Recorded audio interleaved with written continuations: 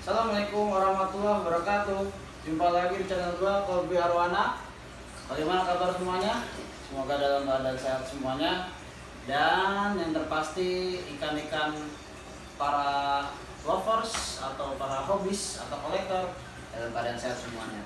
Walaupun masa pandemi corona, tapi tetap ikan dijaga kesehatannya dan customernya ataupun konsumennya atau followersnya ataupun ya bisa dikatakan pecinta-pecintanya pun juga tetap pada sehat.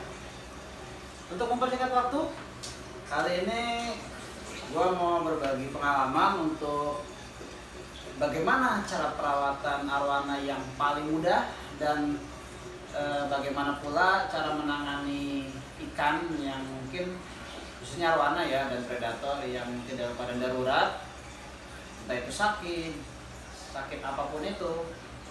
Insya Allah kita sharing bersama, kita berbagi bersama, dan kita belajar bersama lah. Karena gue di sini juga bukan sebagai ahli ataupun suhu ya. Gue masih belum suhu karena gue nggak ada sertifikat untuk jadi dokter ya. Ini berdasarkan pengalaman aja loh.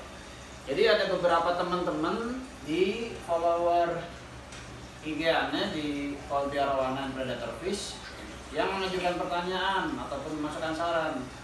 Oh, bikin video bagaimana cara bikin atau perawatan arwana yang baik gitu. Kalau gue pribadi sih mengatakan masih belum bisa yang mengatakan perawatan arwana yang baik itu bagaimana, tapi alhamdulillah selama ini ada pengalaman sedikit lah untuk perawatan arwana, baik itu dari pengobatannya, perawatan harian, perawatan mingguan dan lain sebagainya.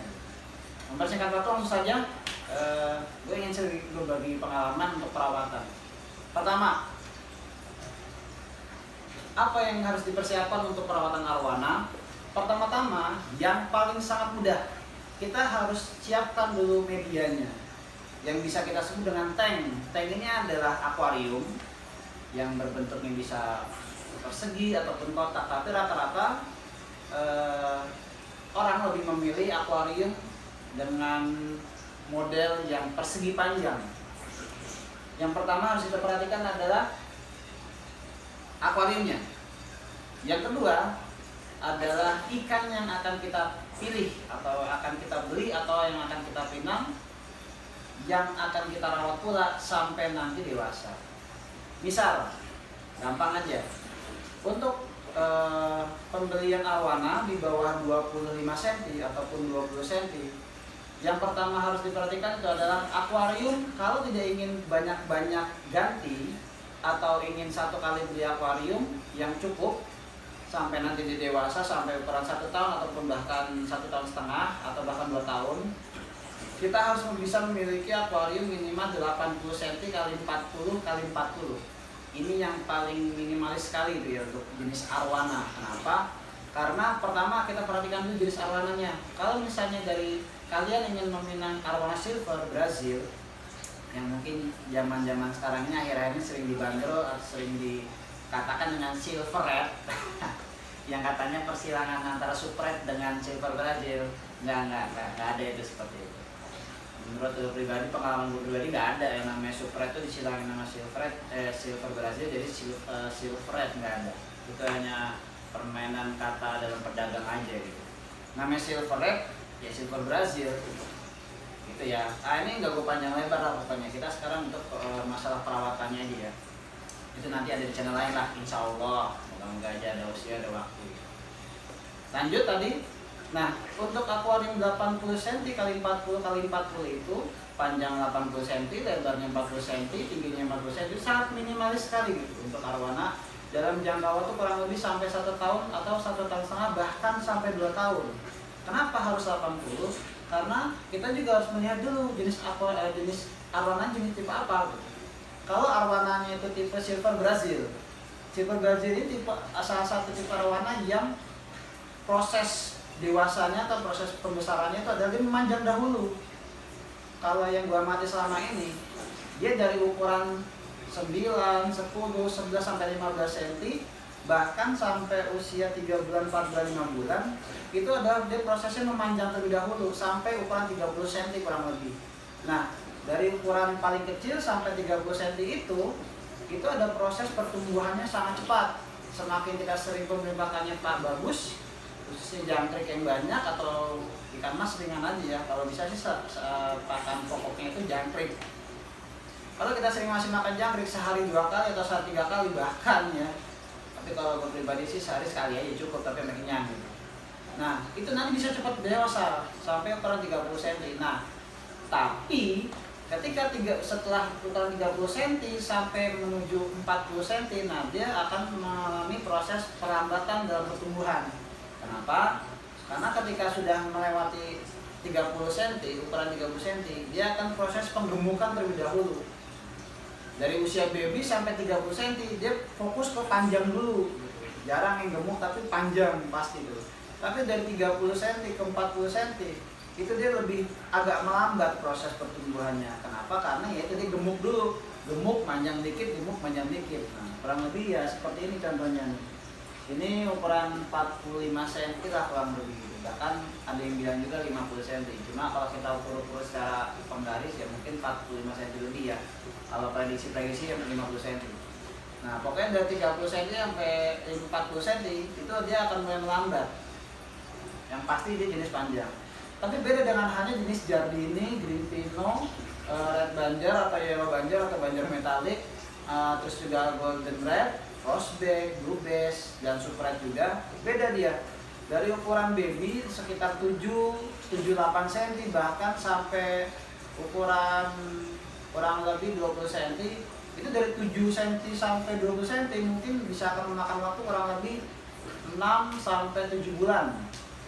Dengan proses treatment masing-masing. Kalau pemberian pakan yang normal tuh 2 sampai 3 jangkrik ya untuk 7 cm sampai 11 cm lah kurang lebih. Kalau misalnya terlalu banyak jangkrik itu juga kasihan karena ukuran normal bisa makan jangkrik arwana jenis Giardini sampai Super Red itu minimal ukuran 10 up. Jadi 10 ke atas. Kalau 10 ke bawah itu mereka masih belum cukup lah ya namanya lambung ataupun rongga mulutnya itu untuk makan atau menelan jangkrik itu masih kurang, kecuali jangkriknya kecil. Sedangkan kita kalau jangkrik kan nggak mungkin milih satu seperti itu ya. Terus tahap kedua, selain kita menyiapkan akuarium atau tank, terus memilih jenis arwananya juga, yang ketiga harus kita perhatikan adalah dari segi filtrasi. Filtrasi itu yang minimalisnya adalah water pump. Water pump itu pH. Mungkin kalau di sini nggak kelihatan, nanti ada di bawah sini nanti dicariin contoh-contohnya.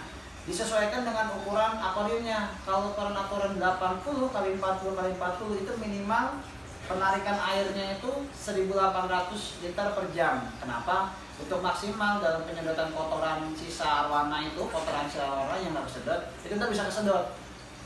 Nah, selain water pump disesuaikan dengan airnya, terus yang kita perhatikan itu juga adalah tinggi air.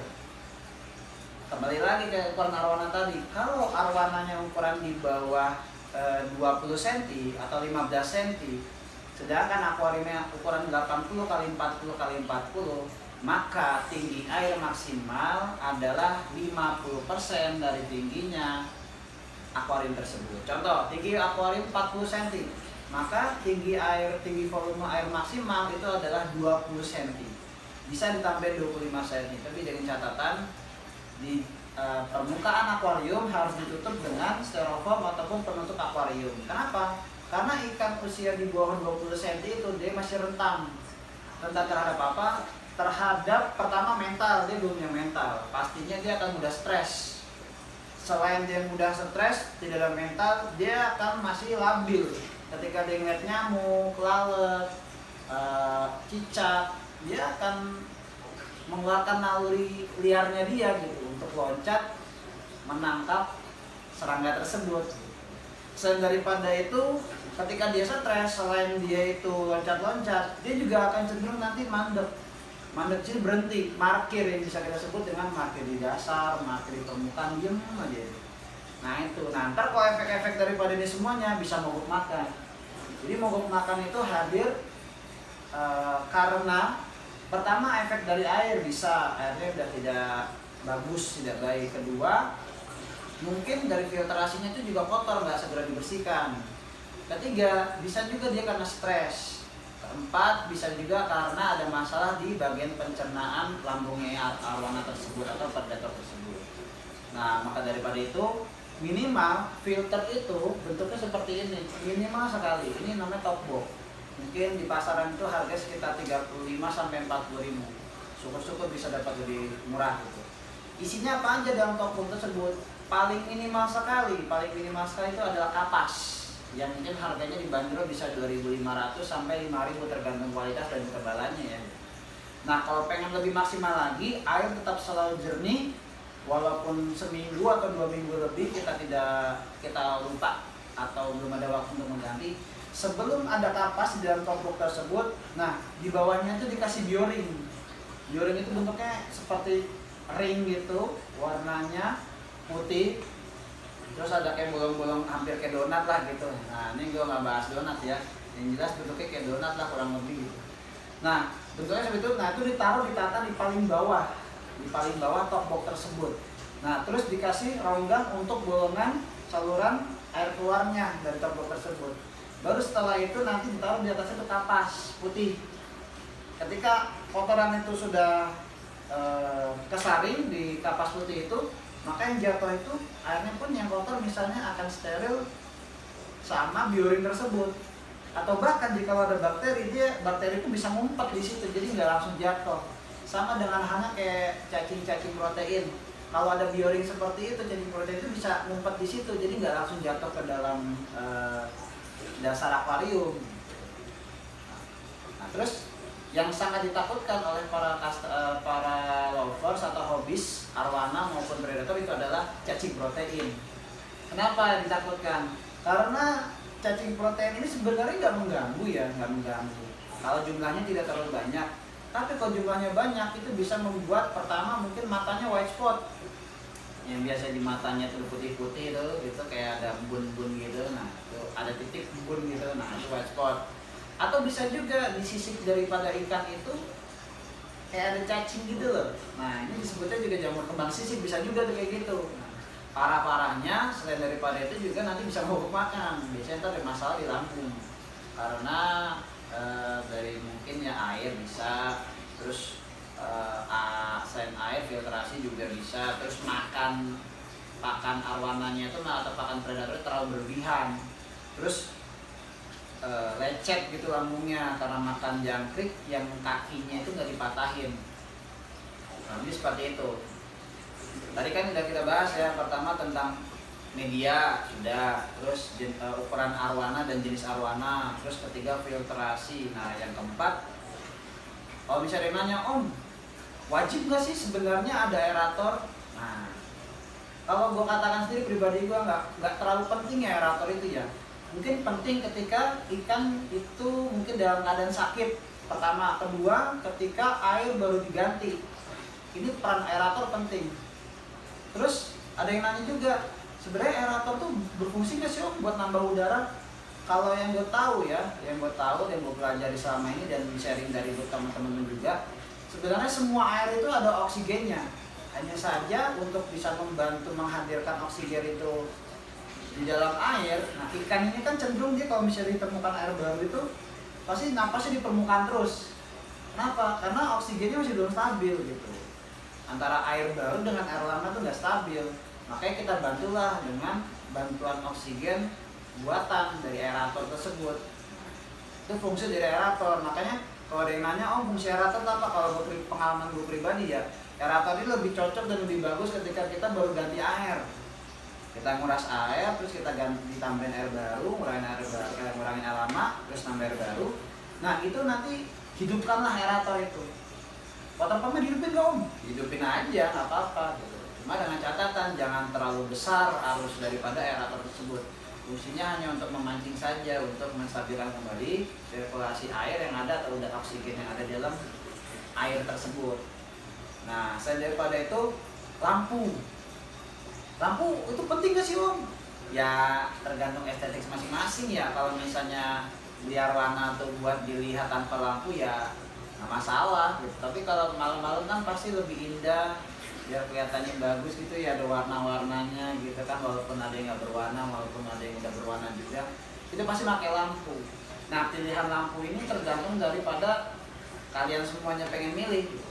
Kalau jenis silver Brazil, red Banjar, golden red, dan super red mungkin ya untuk menghadirkan warna yang sangat bagus walaupun masih belum berwarna dengan maksimal gitu, bisa dipancar dengan lampu warna pink yang paling murah, LED warna pink. Ya mungkin di merek Yamaha, Amara itu juga ada lah, tergantung bandrol harga masing-masing ya, karena gue juga gak mau nyebutin harga terlalu detail ya, karena nggak ada sponsor, nggak ada iklan juga gitu.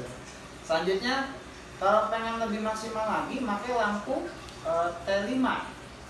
Lampu T5 ini LED sampai hampir-hampir campur kayak ultraviolet gitu.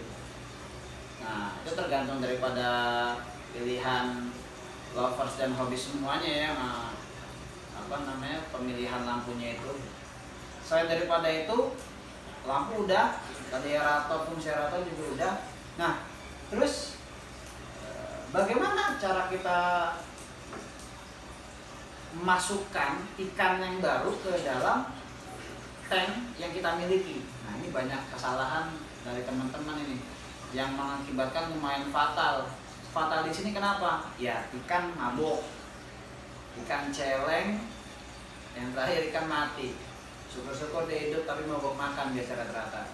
Dan mau makan itu rata-rata sekitar 3-5 hari. Biasanya kalau baru-baru pindah rumah. Langkah pertama yang harus diperhatikan daripada para hobis dan lover arwana dan maupun predator, ketika kita ingin membeli arwana, pastikan air yang ada di akuarium kita itu sudah diendapkan selama kurang lebih minimal sekali 24 jam dengan sirkulasi air yang terus-menerus.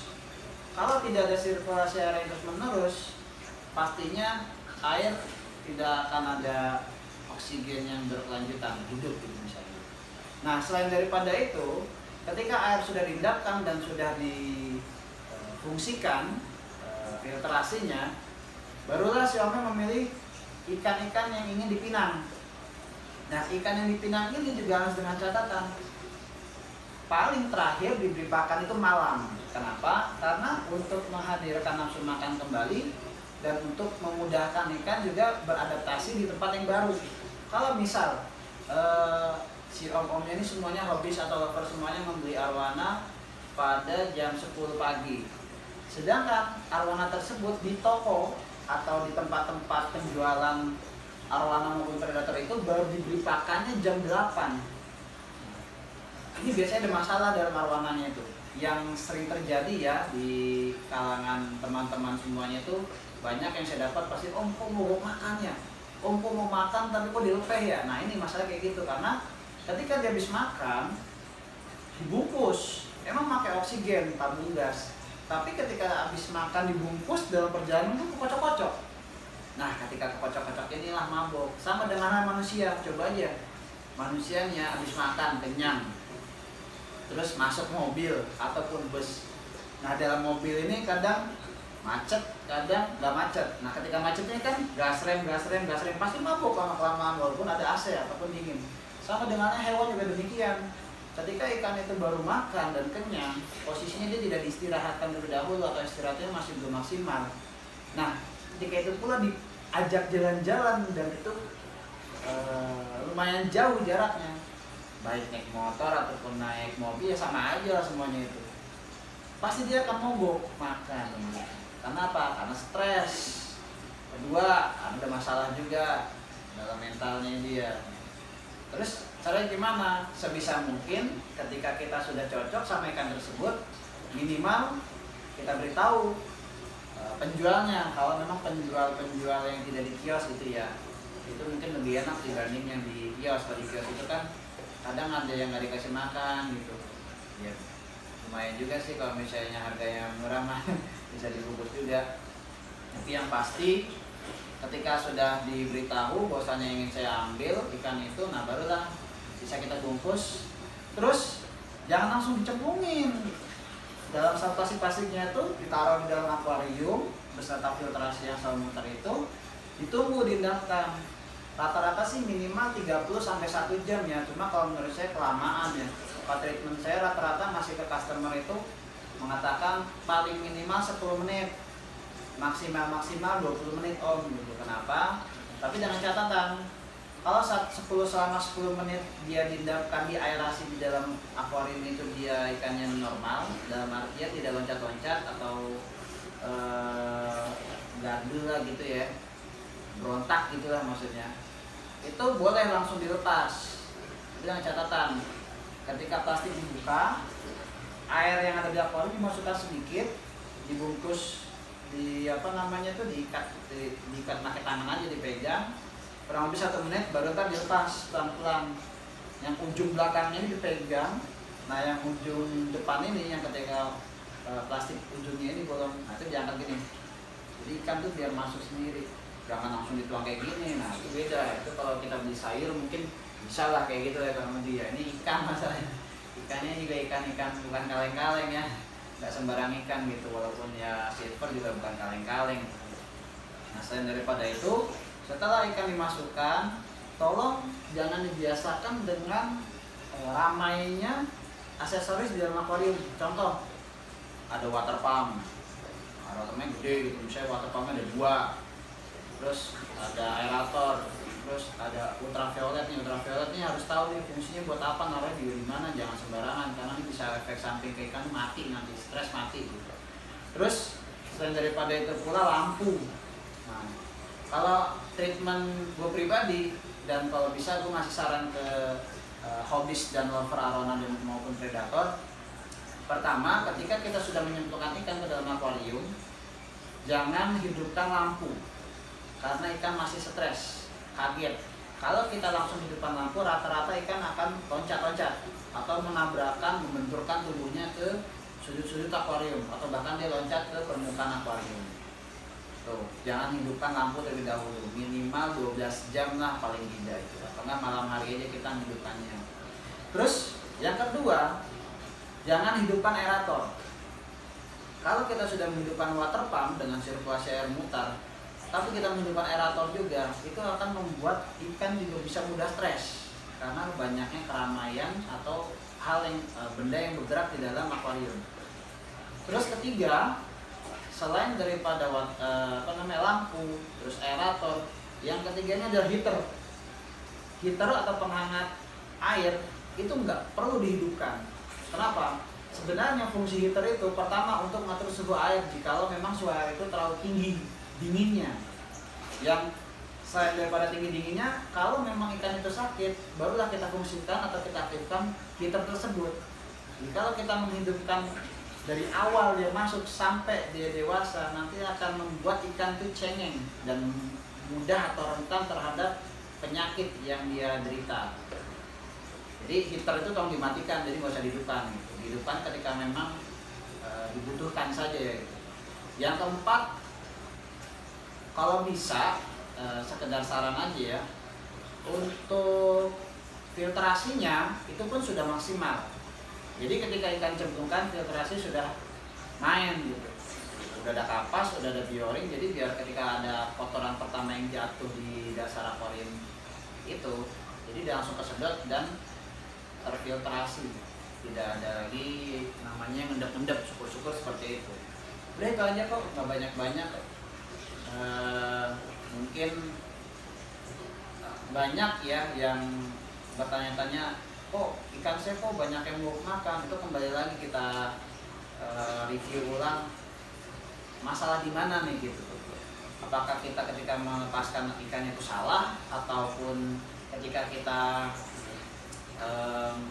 menghewankannya atau memberi perawatan kepada ikan ini salah, atau kurang perhatian atau bagaimana, ya kembali lagi ke masing-masing cara kita ya. Kalau ini gue pure pengalaman gue pribadi sama sharing teman-teman juga. Kebetulan gue juga selalu sharing sama teman-teman yang mungkin gue anggap dia lebih berpengalaman juga. Karena gue pribadi juga treatment sendiri itu ya pure cara gue sendiri, gue nggak mau klaim-klaim gitu. Sama satu hal lagi, kalau gue berpesan, kalau bisa untuk meminimalisir terjadinya mati lampu seperti beberapa tahun silam itu yang hampir 24 jam ya kalau nggak salah, ikan ketika sudah baru dipinang dan dibawa ke rumah para hobis dan lover semuanya, minimal di pekan keduanya, pekan pertama normal deh listrik hidupin, pekan keduanya kalau bisa diajarkan tanpa hidupnya kelistrikan yang ada di dalam akuarium. Contoh, datang hari Ahad atau hari Minggu, nah berarti hari Sabtu atau hari Ahad minggu depannya itu kita ajarkan apa?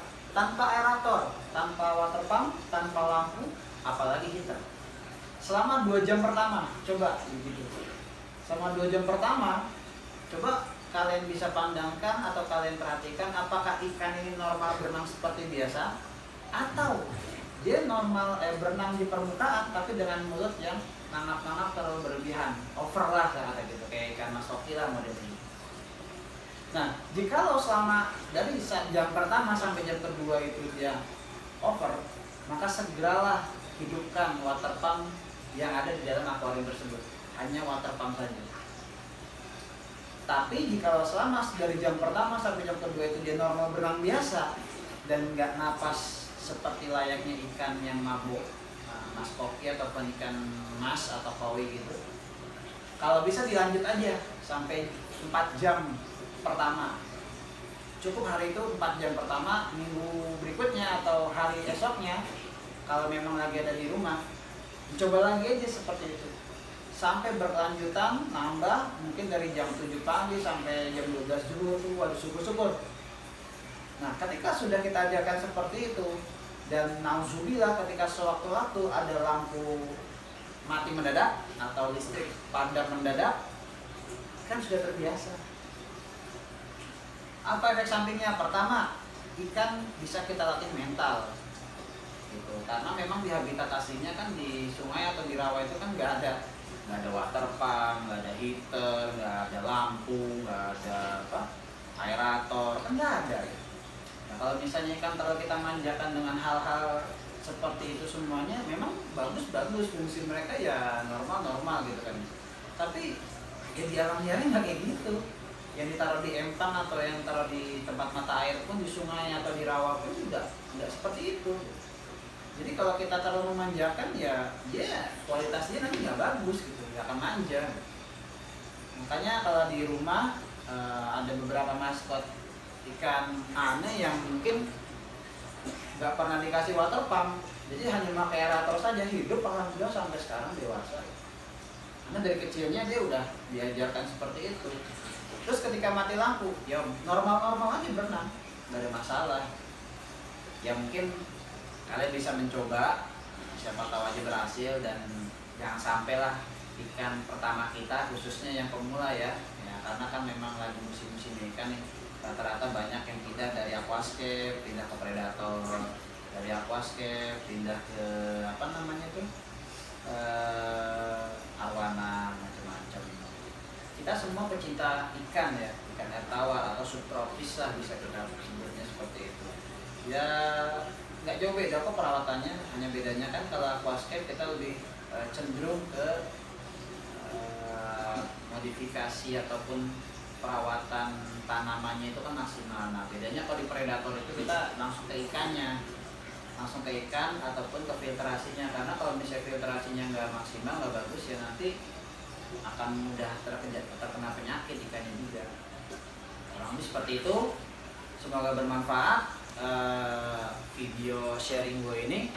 Kalau yang bermanfaat bisa di-share video ini.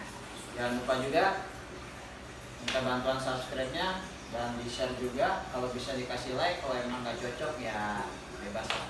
Karena video ini pure untuk berbagi pengalaman aja. Kalau memang ada hal yang ingin didiskusikan bersama atau ingin ditanyakan, silakan langsung masukkan komentar kalian di komentar YouTube ini. Dan kalau memang ada yang ingin dibicarakan lagi secara personal, boleh datang langsung ke rumah gue. Yang penting berkabar dulu ya, main-main juga di Instagram gue di Colby Arwana. Oke, sekian, terima kasih atas dukungan dan supportnya. Salam Ikan Hias Indonesia, Jaya Sal Ikan Hias Indonesia. Salam dari Colby Arwana. Assalamualaikum warahmatullahi wabarakatuh.